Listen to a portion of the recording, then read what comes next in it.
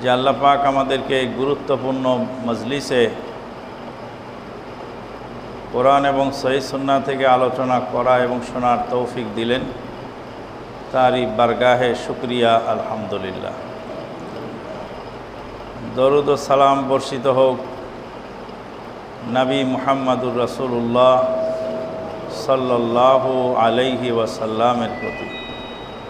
আল্লাহুম্মা সাল্লি আলা মুহাম্মাদিন ওয়া আলা আলি মুহাম্মদ কামা সাল্লাইতা আলা ইব্রাহিম ওয়া আলা আলি ইব্রাহিম ইন্নাকা হামিদুম মাজিদ। আল্লাহুম্মা বারিক আলা মুহাম্মাদিন ওয়া আলা আলি মুহাম্মদ কামা বারাকতা আলা ইব্রাহিম ওয়া আলা আলি ইব্রাহিম ইন্নাকা হামিদুম মাজিদ।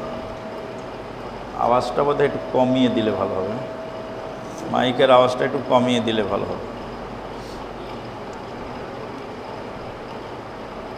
আমরা যে আল্লাহর ঘর মসজিদে বসে দ্বীনি তালিমের জন্য কিছু সময় ব্যয় করছি, এর ভিতরে অনেক ফায়দা আছে। সবচেয়ে গুরুত্বপূর্ণ ফায়দা হলো যারা দ্বীনি কাজে দ্বীনের তালিমের জন্য আল্লাহর ঘর মসজিদে সমবেত হয়,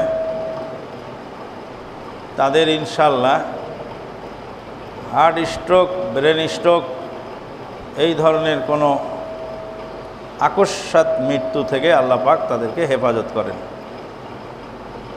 এখন তো এটা খুব বেশি দেখা দিয়েছে।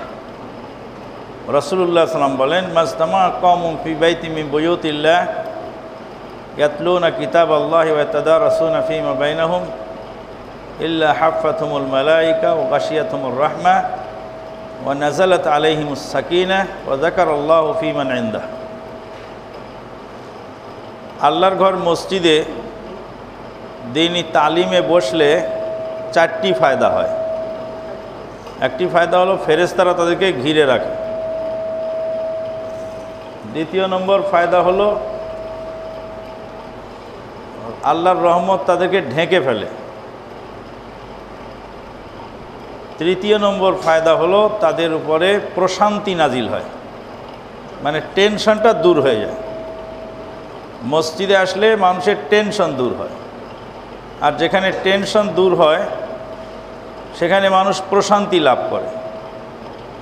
অধিকাংশ মানুষের আকস্মাৎ মৃত্যুর কারণ হলো টেনশন, আর এই টেনশনে হার্ট স্ট্রোক এবং ব্রেন স্ট্রোক করে। অথচ এই মৃত্যু থেকে রাসূল সাল্লাল্লাহু আলাইহি ওয়াসাল্লাম পানা চেয়েছে। ও ফুজাতি নিকমাতিক, আল্লাহ আচানক মৃত্যু থেকে আমি তোমার কাছে পানা চাই। কারণ আচানক মৃত্যু হয়ে গেলে সে মানুষের তওবা ইস্তেগফার করার সুযোগ হয় না।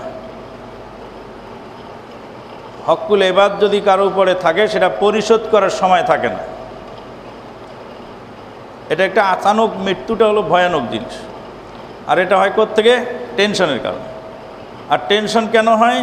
তালিমি বৈঠকে অংশগ্রহণ না করার কারণে। মসজিদে যারা তালিমি বৈঠকে অংশগ্রহণ করে তাদের টেনশন থাকে না, টেনশন দূর হয়ে যায়। তো যাই হোক, বলছিলাম যে আল্লাহর ঘর আমরা মসজিদে আমরা বসেছি, এখানে বসলে চারটি ফায়দা।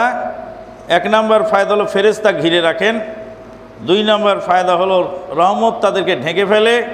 তিন নম্বর ফায়দা হলো তাদের উপরে প্রশান্তি নাজিল হয়, আর যখনই প্রশান্তি নাজিল হয় তখনই টেনশন দূর হয়। আর চতুর্থ নম্বর ফায়দা হলো আল্লাহ পাক তার ফেরেশতাদের কাছে এই বান্দাদের সম্পর্কে বলতে থাকেন যে দেখো তো ফেরেশতারা, আমার বান্দা অমুকে খুব ব্যস্ত মানুষ, তাও দেখো তো কীভাবে তার সময়টা কিছুটা বের করে আর দ্বীনের তালিমে অংশগ্রহণ করছে।